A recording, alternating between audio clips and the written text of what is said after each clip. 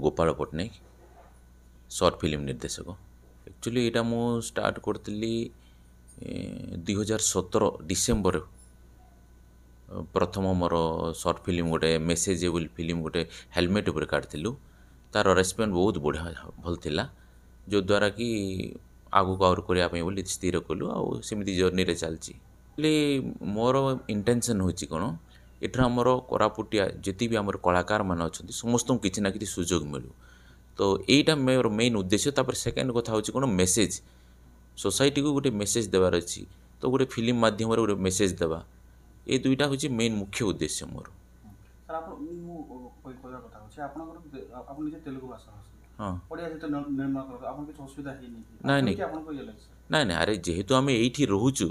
तो ये लोकाल लोक मानक जब आम सुविधा देवानी तो सेमती केमती हम ठीक नहीं ना आम ये रोचु इठर पानी पवन सहित मिशी रोचु तो इठर लोक सहित आमर जो प्रकार प्रेम ये अच्छी बांधिक रखीचु तो से जब सुजोग नदेवा तो आउ क्या देव सर केते खंड चलचित्र निर्माण कर सारन बर्तमान यहाँ बर्तमान जो चलती 39 39तम चलचित्र चलती सर केमती स्ट्रगलिंग केमती सर आपन नहीं ना ये तो बहुत स्ट्रगल अच्छी कहीं ये आमर यहाँ छोट छोट प्रोडक्शन जेहेतु यहाँ प्रोड्यूसर आसबेनि तो निजे सबकि बहन करा पड़ो।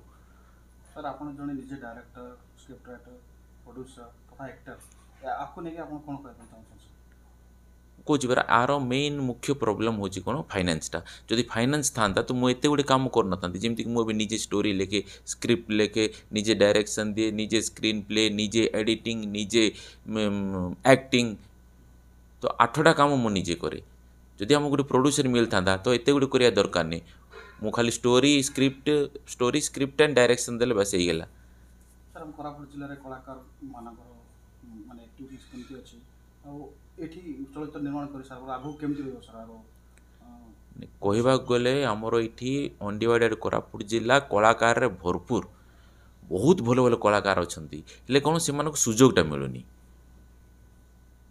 जदि सुजोग मिल पारता हाँ सुजोग मिले तो बाध्य आमर ये गोटे इंडस्ट्री तैयारी हो पार फिल्म इंडस्ट्री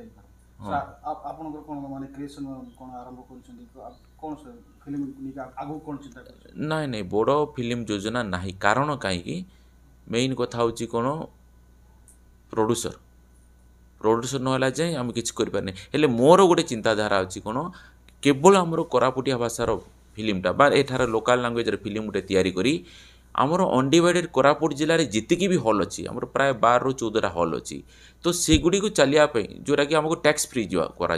मुझे कथा आमर एमएलए सार संगे भी कथी तांके भी कहते ये विषय आम दृष्टि देवु बोली तो सेमती होते कौन हम आमर जो जी जन भी आमर प्रोडक्शन कर समस्त को किसी ना कि रोजगार येटा होता आ कलाकार मानक भी आम कि पारता सर कोरापुट जिले कला संस्कृति को लेकिन आगु को आउ केमती प्रचार प्रसार हो पारिबो सर प्रचार प्रसार हो पार मेन कथा हूँ कौच ना आमको जदि कौन प्रकार जदि सरकारी स्तर किसी ना कि आमको साहाय्य मिले तो बाध्य होमर इंडस्ट्रीटा आग को जीव आईटा 100% हम जेहेतु आमर ये कोरापुट जिलार कलाकार अभाव ना आमर जो लोकेशन भी अच्छी देखुं बाहर बाहर आमर तेलुगु इंडस्ट्री आलीवुड वाला मैंने समस्त आसिक ये सुटिंग कर सर आप जो व्यवसायी निशारे किंतु चलचित्र निर्माण करबा हाँ बाध्य एटा केमती सर आपन को माने आग्रह है नहीं आग्रह तो आगुरी भी थिला हेल्ले कौन से कौन होता एडिटिंग ये सब कम को बहुत पैसा मागुले तो तेणुक 1995 मसीह गोटे मु फिल्म लिखी जोटा करा डिसाइड कराइला से आमर आर्थिक कहीं भी साहाय्य कर पारे तो तेणु से बंद कर दिगला 2017 जो टी टेक्नोलोजी बढ़ला तो टी समस्त भी टी समस्त भी फाइनेंशियली टी हेल्प कले तो से हिसाब से आम यहाँ जर्नीटा आरंभ करते समस्त बहुत भल कोऑपरेट कर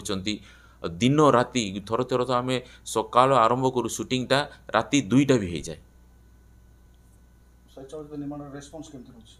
रेस्पॉन्स बहुत भल रोचे ऑडियंस मान को मोर स्टोरी भल लगुच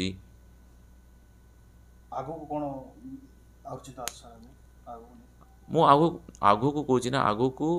बड़ फिल्म योजना नथिले भी आमर एटलिस्ट आमर अनडिवाइडेड कोरापुट आम अंचल आम भाषार आमर ये लोकाल भाषार कोरापुटिया भाषार फिल्म को जमीक आमर अनडिवाइडेड कोरापुट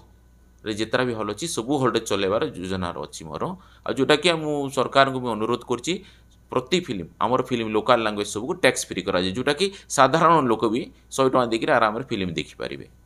ସାର୍ ଆଉ କ'ଣ ଯୋଜନା ଏମିତି ଅଛି ସାର୍ ଯେ ଆପଣ କିଛି ଆଗକୁ ଯିବା ପାଇଁ କ'ଣ କରିବେ? ଆଗକୁ ତ ଓଲିଉଡ ଫିଲ୍ମ ବନେଇବାର ଯୋଜନା ଅଛି ହେଲେ କ'ଣ ଆମକୁ ଯଦି ଭଲ ପ୍ରଡ୍ୟୁସର ମିଳିଥାନ୍ତା ବୋଲେ ଆମର କାମ କ'ଣ କରିକି ଦେଖି ପାରିଥାନ୍ତୁ। ଆମ ପାଖରେ ଯଥେଷ୍ଟ ଆର୍ଟିଷ୍ଟ ମାନେ ଅଛନ୍ତି ଭଲ ଆର୍ଟିଷ୍ଟ ଅଛନ୍ତି ଖାଲି ଆମ ଅଞ୍ଚଳର ବୋଲେ ନାହିଁ ଆମେ ସିଆଡ଼ୁ ବାହାରୁ ବି ଆଣିଥାନ୍ତୁ କଟକ ଭୁବନେଶ୍ୱର ବି ଆର୍ଟିଷ୍ଟ କେତେକୁ ନେଇକିରି ଆମର ଏଠି ଲୋକାଲ ଆର୍ଟିଷ୍ଟକୁ ନେଇକିରି ଗୋଟେ ବଡ଼